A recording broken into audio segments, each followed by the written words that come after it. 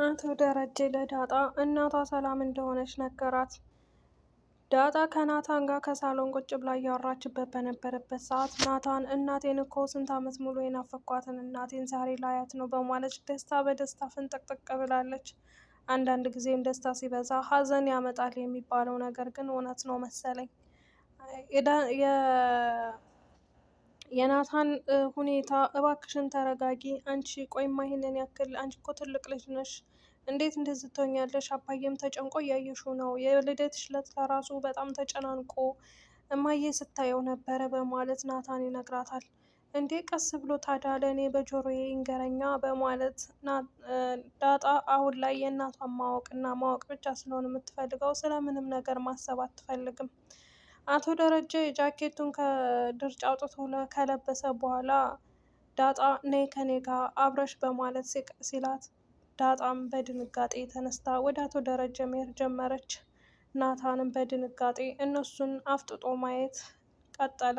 አቶ ደረጀ በደረቀ ሌሊት በሩን ከፍቶ መኪና አስነስቶ ወደ ሰላምዬ ጋር ዳጣን ይዟት ሄደ። ዳጣም መንገድ ላይ ስትደርስ እንደ አባዬ ወዴት እየሄድን ነው? አንተ ይዛኝ የምትሄደው ወደ ሰላምዬ ጋ ነው እንዴ? ወደ ሰላም ጋር እኮ ነው እየሄድን ያለ ነው በማለት ትጠይቀዋለች። እባክሽን ዳጣ እናቴን አሳየኝ ብለሽ የለ እናትሽን ላሳይሽ ነው፣ ስለዚህ አርፈሽ ተቀመጪ ይላታል። እሺ በቃ አባዬ በማለት ከመኪና ውስጥ አርፋ ተቀመጣለች።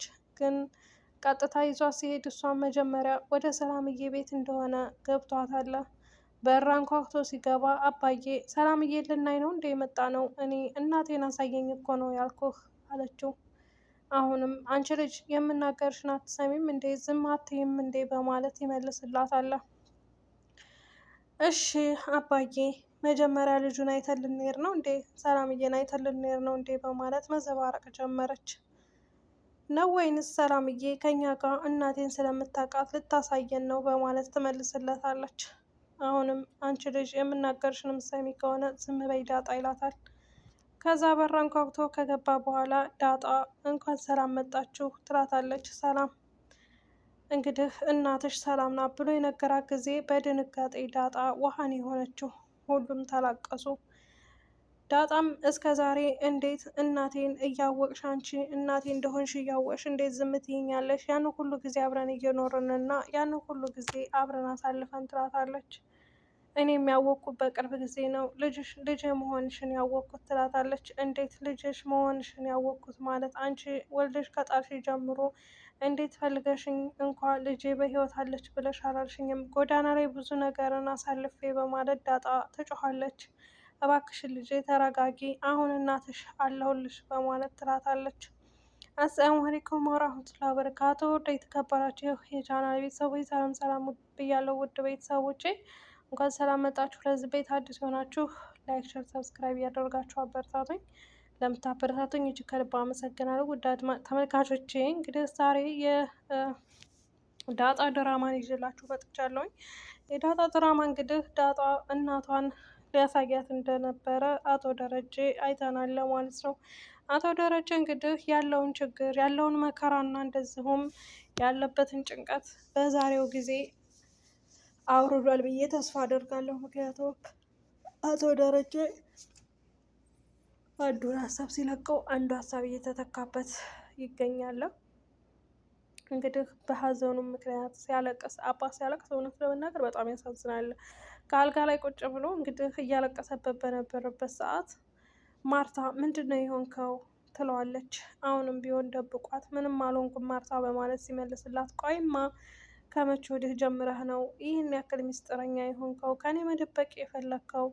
እኔን እኮ እያራከኝ ነው፣ እኔ ምንም ያልተረዳሁህ ይመስል እያለች በጣም ትናደዳለች።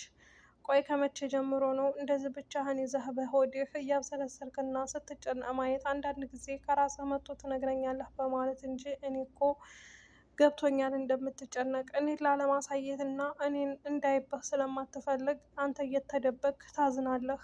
ስንት ጊዜ 6 ወር ሙሉ አዘንክ አይበቃም? አሁን እንኳን ለምን አትነግረኝም? ትለዋለች። አሁንም ማርቲ እባክሽን ተይኝ፣ ምንም አልሆንኩም በማለት እንግዲህ ይመልስላታል። ግን ማርቲ እኔ 6 ወር ሙሉ ታገስኩህ፣ ዛሬ ነገ ይነግረኛል በማለት ጠበቅኩህ፣ ግን አንተ ምንም ነገር ልትነግረኝ አልቻልክም። ስለዚህ እኔ ችግርህን የምካፈልህ ከጎን ሆኜ ካልተካፈልኩና ደስታን ከጎን ሆኜ ካልተደሰኩ ምኑ ሚስት ሆንኩኝ በማለት ማርታ በጣም ታዝናለች። የራስ ጉዳይ ብላ ወደ አቢጌል ክላስ ትሄዳለች። አቢጌል ክላስ ከሄደች በኋላ አቢጌልም እማዬ አባዬ የት ነው ያለው? እባክሽን አዝነሻል ሳሙነሽ ነው ትላታለች። አቢጌል ራሴን አሞኛል ዝም በይ ትላታለች።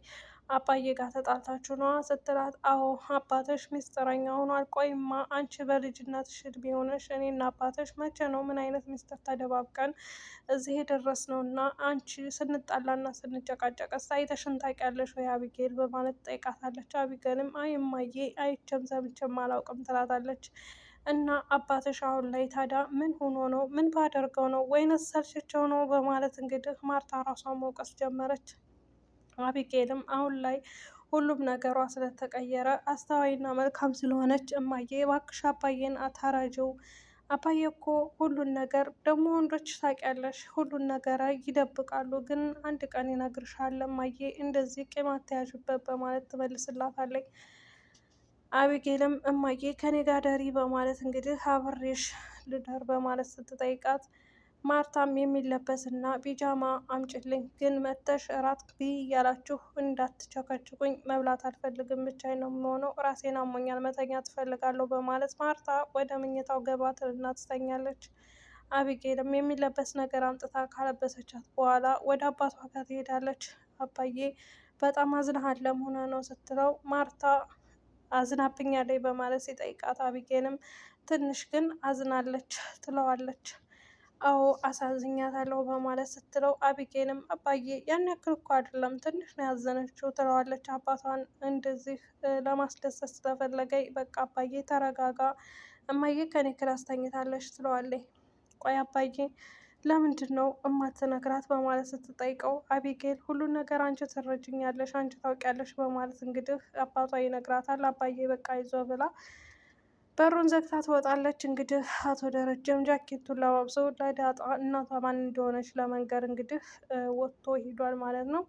ውሃም ከማርታ ጋር መታ እማዬ ቆይማ አንቺ የአቢጌልን ክላስ ወስደሹ ነው እንዴ በማለት ስትጠይቃት አሁንም ማርታ ዝም ትላታለች። እማዬ የኔንም ክላስ አንቺ ውሰጂው፣ እኔ ክላስ ባይኖረኝም አንቺ ጋር መጥቼ እተኛለሁኝ ትላታለች። አሁንም ቢሆን ዝም በማለት ስትመልስላት ማርታ እማዬ እኔ እኮ እወድሻለሁ ትላታለች። ውሃዬ እኔም እኮ እወድሻለሁ፣ ግን እስኪ ሂጂ እክላስሽ፣ እኔ ራሴን ስላመመኝ አረፍ ልበል። እንዴ እማዬ እኔም ራሴን እኮ አሞኛለሁ በማለት ማናዘዝና ማሰልቸት ጀመረች።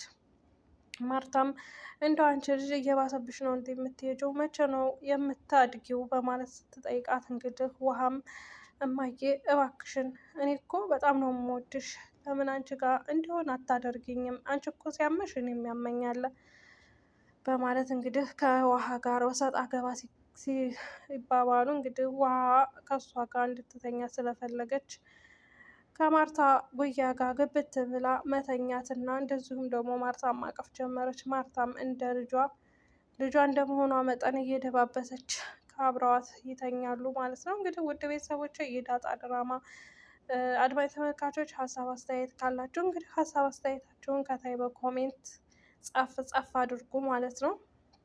እንግዲህ ያንን ቀለበት የሰጣት ደግሞ ማርታ ነው ብዬ ናታን ነው ብዬ አስባለሁ። ምክንያቱም ናታን ዳጣን ይወዳታል።